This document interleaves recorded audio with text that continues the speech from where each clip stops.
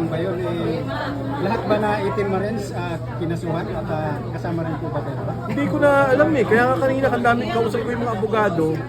Ang dami naming kaso, lalo si Atty. Baligod na talagang napakatapang na abogado yan na tumindig. Alam niya, buhay ang nakatapat dito. Yung 18 Marines, ganun din. Alam nila, buhay ang nakatapat dito. Kung ano man yung kwento nila, sa bawat pangyayari, sigurado ko, 1,000%. Bakit? Kasi kung minsan nakipagkwentuhan ako sa kanila, paano nyo yung nakita yung ganito? May mga congressmen, mga kaibigan ko, senador, tumatawag sa akin. Ano daw yun? Saan ba daw nag-deliver? Ibig sabihin, alam nilang totoo. Pag tinanong ko naman, ikikwento rin ng mga sundalo, dito daw nangyari, ito daw nangyari, sila nagbitbit dito, dinala ng mga tao mo. Ako, pag humarap sila, tingnan pa natin kung ano pa yung mga ebidensya lalabas.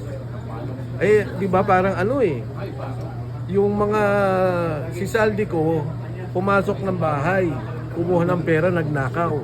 Tapos sabi niya dun sa, yung ninakaw niyang pera, binigay niya sa mga bataan niyan, i-deliver mo yan kay ganito, i-deliver mo yan dito, deliver mo yan dito.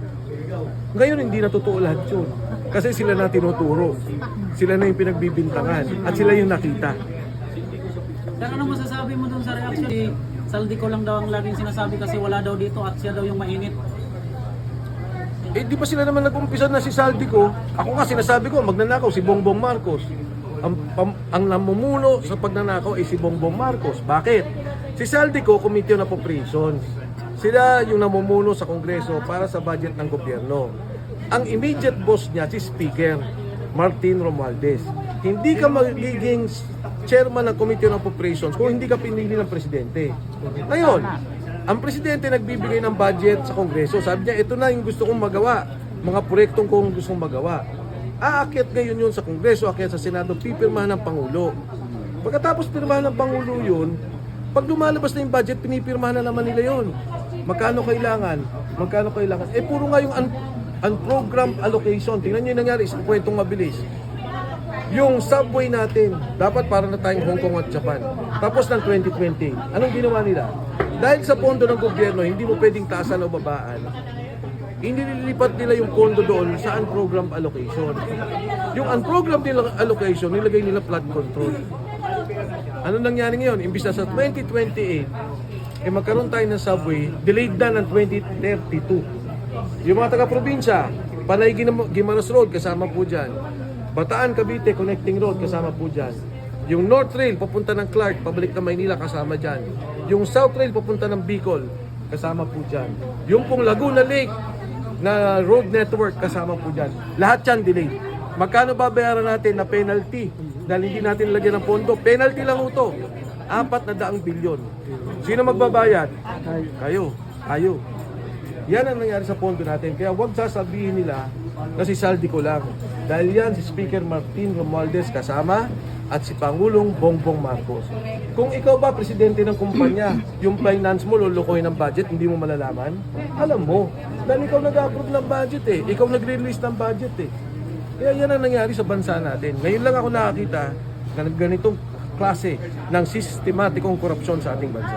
Maniwala ka ba, sir, na kaya siya umalis ngayon sa bansa para timukin ang iba't ibang leader na hininto ang biyera?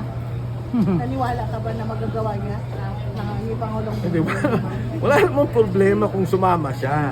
Di ba, makiusap na huminto ang gera. Pero para sa pakinggan naman nila, ibang usapan yun. Pero tama naman yun. Lahat ng Pangulo o taga-Pangulo ng lahat ng bansa dapat umapila sa nangyaring kaguluhan sa Middle East para mahinto. Pero sana, bago siya umalis, inasikaso niya na kung anong gagawin dito sa mga Pilipino na maiipit sa gera. Ano-ano ba yan? Di ba yung mga nasa Israel, nasa South Lebanon, ano ba yung mga sa Gaza?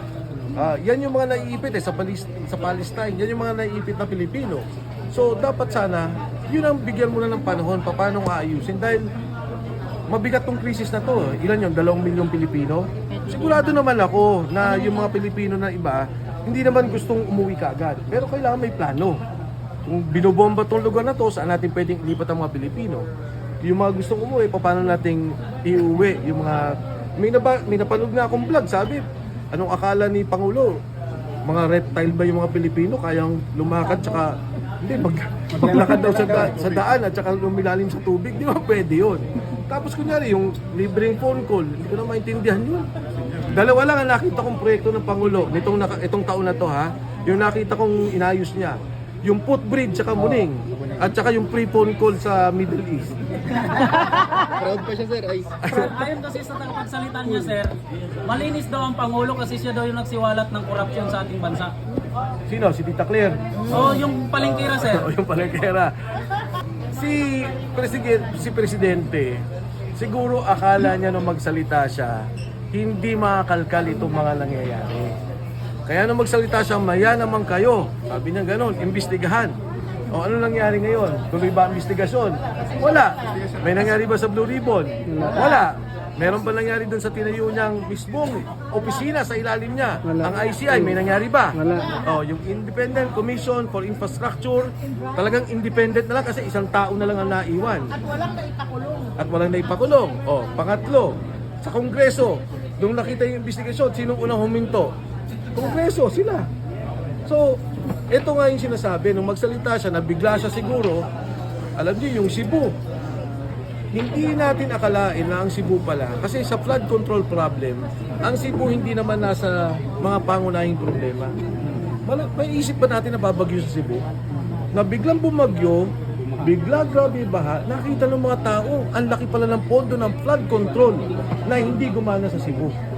Kaya itong mga sinasabi ni Auntie Claire, hindi ko na nga alam kung ano mga sinasabi niya. Parang kailangan kay Auntie Claire, puro Duterte na lang ang inaatake. Diba? Wala na siyang ibang sinasabi.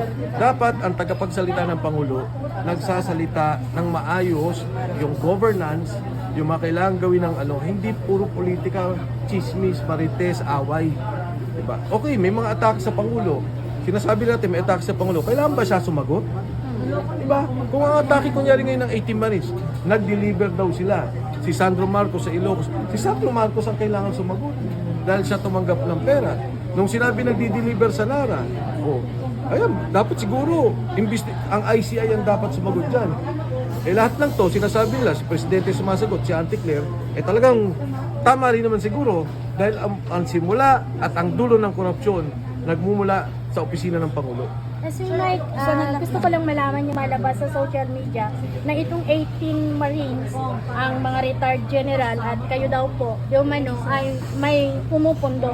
Ano po yung masasabi nyo dito? Alam niyo nung mangyaring kay Gutesa at meron akong preba, si Gutesa nung matapos sa Senado, nawala. Pero meron pa rin akong komunikasyon, hindi ko siya direktang kausap. Nung magsalita si Saldico at sinabing totoo lahat ng sinasabi ni Gutesa, totally nawala na. At may preba ako na ikinulong nila. May preba ako na illegally detained na si Gutesa. At papatunayan ko yan sa tamang panahon. Nung nakita ko yon, sabi ko hindi na ako papayag na mangyari to dito sa mga marino at mga sundalo. Kasi itong mga taong to, ang pinaka hindi kumita sa korupsyon na nangyari sa ating bansa. Walang pera to, hindi to DPWH contractor, hindi sila DPWH, hindi sila congressman, hindi sila senador, hindi sila kabinete. Ang trabaho lang nila at swelduhan sila, taga-deliver ng pera. Kaya ako, tumutulong ako hanggat kaya ko. Sa mga nakikinig at nanonood po, kung gusto niyo pong tulungan, ayusin po namin kung paano niyo sila matutulungan. Dahil sa ngayon, nagtatago sila. Dahil grabe yung operasyon na ginagawa nung nagpunta kami noon sa Valle Verde. Diba? Ngayon nga, sana gusto nilang pumunta rito.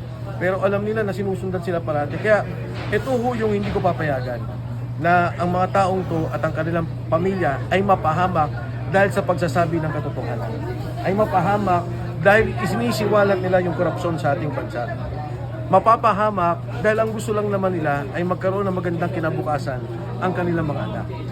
Diyan hindi ako papayag. Tutulong ako at lahat ng pwedeng tumulong hihimukin ko para alalayan sila.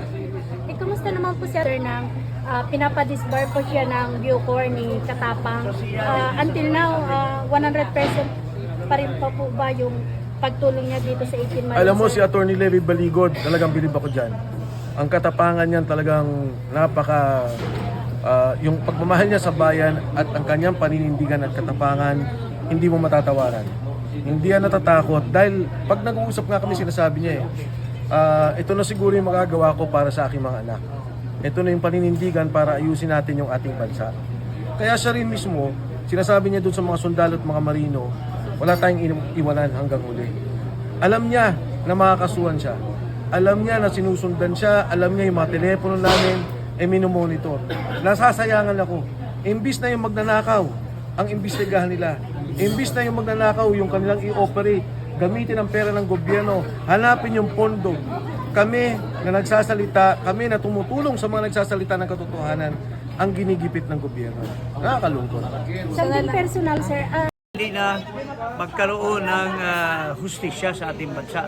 Gusto nila sila na lang talaga ang natutupad. Gusto nila sila na lang talaga ang papakinggan at wala nang basihan ang mga sinasabing katotohanan ng mga umuupos sa kanilang pagnanakaw, sa kanilang mga katiwalian at kanilang kabulastugan. Thank you po.